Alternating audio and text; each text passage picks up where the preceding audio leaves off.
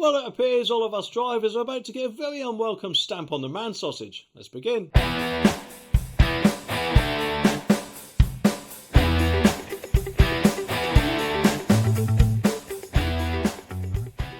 Things might soon be changing, and I'm talking about tax, car tax, or road tax. Oh, okay, vehicle exercise duty, as I'm sure loads of people will say in the comments, but we all know it's road tax, don't we? So what's happening then? Well, it says that petrol and diesel owners expected to be battered over car tax VED changes, set to be introduced according to a motor analyst.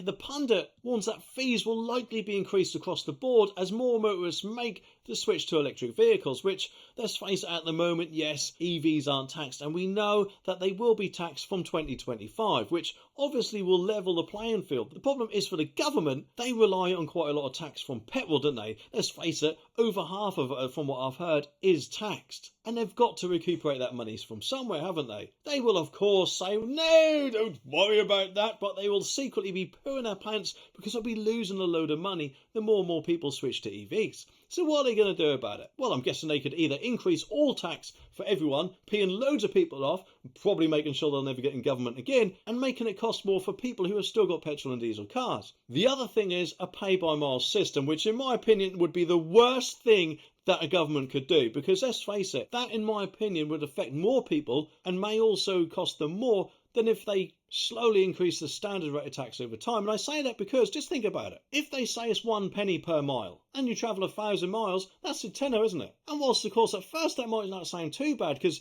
if you do 1,000 miles a month, that's a tenner a month, isn't it? And £120 a year, which might be less than what you pay at the moment in tax. However, for some people that will be a lot more than what they pay in tax, especially if they have an older car where they're either paying no tax or £20 a year or whatever.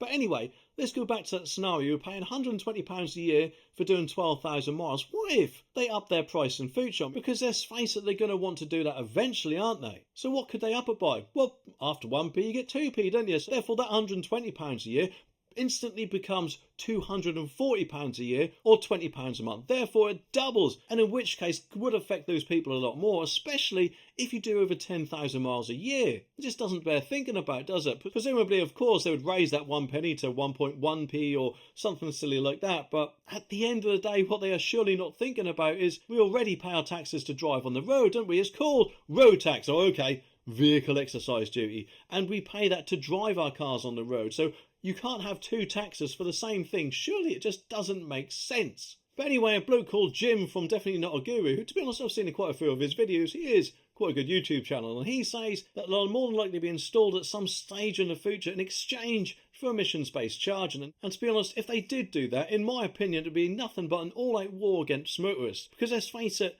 it's just going to make costs continue to rise, and therefore surely offset any savings that they presumably want to make you think you're saving with an EV. Because let's face it, remember, not all of us have chargers at home and therefore will rely on public charging, which, let's face it, at the moment with costs rising all over the place, I'm guessing is probably equivalent to the cost of a petrol car, if not more, if you use one of the fast chargers. The worrying thing is he also says that he dares say that once a significant number of the population have moved over to electric cars, they will go up further. And to be honest, yeah, if they do this, I think he is probably right. It does make you wonder, doesn't it, if this new pay per mile tax would just be exclusive to EVs, whereas the people in the petrol cars or diesel cars will pay the old style tax rate. To be honest, I don't think it will, because that surely would put people off buying an EV, which is something the government actually wants us to do, don't they? So therefore, more likely to be spread across the board, which makes me wonder if this is some sort of scheme to make those people feel like they're forced to switch over to EVs. And I don't think anyone should be forced. If people want to buy EVs or lease EVs, they should do so only when it's right for them. The government, in my opinion, have no right to say to us what we should spend our money on. It's our choice, it's our money. So up yours, government, if you do bring in pay per mile. I know Sadiq Khan, if rumours are true, has been muddling this over for quite a while in London. But unfortunately that's not it, because his warning apparently comes ahead of the planned increase in VED fees or road tax fees set to affect almost all vehicle owners.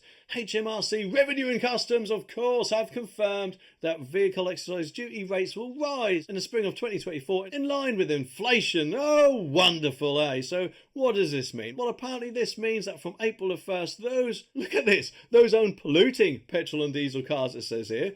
Polluting, eh? Well, just makes me wonder which side this newspaper's on. But anyway, petrol and diesel cars for the rest of us will be the most affected. That is obviously because EVs at the moment don't pay tax, but anyway. Experts apparently at Pete Barden have predicted that fees will likely rise by about 6%, with owners of new vehicles registered after April 2017 expected to see a £10 increase. Vehicles, of course, built between 2001 and 2017 will be charged extra dependent on how much pollution they emit. And motorists owning cars in the most polluting brand K category will be billed £735 per year compared to just £695 in 2023, or last year obviously. Older vehicles above 1,549cc and registered before March 1st, 2001 will likely see fees jump from £325 to £345. The highest increase, though, comes for new car owners paying first-year road taxes. Those with the keys to brand new models emitting 255 grams per kilometre of CO2. I mean, I don't know why they use kilometre, we use miles of here, but anyway, they'll pay a whopping £140 more than the last year, with fees topping £2,745. That's just an absolute disgrace in my opinion. How greedy can the government get? This is just outrageous, isn't it? And something needs to be done here. Surely any party that adds lowering tax of any kind to their manifesto when the election happens will get a lot of people paying attention. Well, finally, we're going to get some compensation. And I say that because drivers are apparently going to receive thousands in compensation payouts, according to this article, and me, of course, and Martin Lewis Warner. So what's going on then? Well, apparently drivers who purchased cars before 2021 using finance agreements may be paid compensation because they've been a bit naughty. And it's not just a little compensation. Motorists apparently could be paid thousands of pounds in compensation after car finance agreements were apparently missold to us motorists, according to money expert Matt Allwright. He apparently revealed that the industry was talking about big money being handed out, with huge numbers of people likely affected, and it comes after the Financial Conduct Authority announced an investigation into misconduct in the car finance trade. And of course, money expert Martin Lewis had also raised awareness of the issue, which he claimed would become the new PPI, and I'm sure you all remember getting those calls. Hello, have you been missold any PPI? Well, I hope it doesn't end up like that. Those calls were a massive pain in the bum.